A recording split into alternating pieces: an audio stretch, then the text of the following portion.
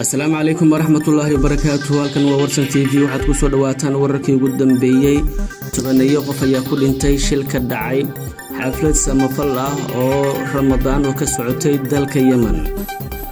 ugu yaraan 78 qof ayaa ku dhimatay isbuurasho ka dhacday iskuul ku yaala caasimadda Yemen ee Sanca maalmo ka hor Ciidul Fitriga sida ay sheegeen saraakiisha xuutiyiinta iyo warbaahinta gudaha dalka Yemen.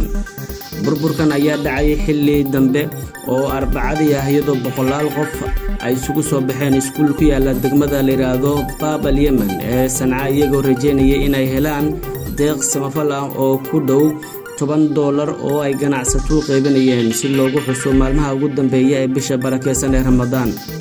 muuqaal u baahiyay telefishinka xuutiyiinta ee Telegram app-ka ayaa muujinaya dad aad u fara badan oo isku dhaxyaacay qaarkoodna qaylinaya isla markaana gacmaha kor u taagaya oo doonaya in la badbaadiyo.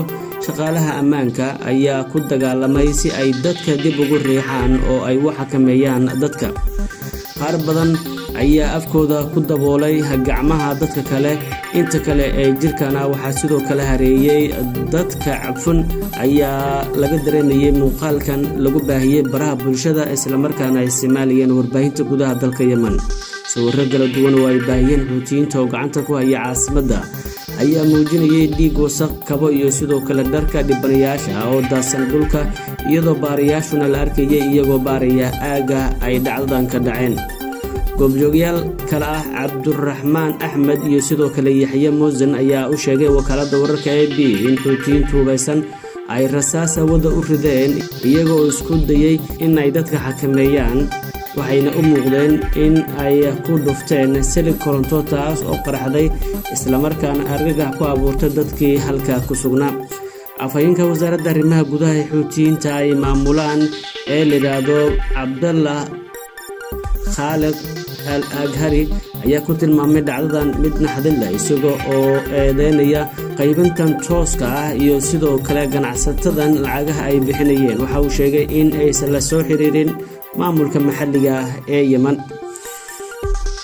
labadii ganacsato ee soo qaban qaabiyay xafladan ayaa la xiray waxaana socota baaritaan sida ay sheegtay wasaaradda. xuutiyiinta ayaa ku dhawaaqday in ay bixinayaan lacag dhan 2,000 oo magdhow ah qoys kasta oo ay qof ugu dhintay halka kuwa ku dhaawacmayna la sheegay inay heli doonaan lacag gaaraysa $400. ugu yaraan 73 kamid ah dadka dhaawaca ah ayaa loo qaaday isbitaalka Al-Tawra ee ku yaala magaalada Sanca sida uu sheegay agaasima ku-xigeenka isbitaalka Hamdan Baghari. waxaa sidoo kale qoysasku ay ula carareen isbitaalada si ay u daweeyaan dhaqaatiirta ay doonayaan in eheladoodu ay daweeyaan.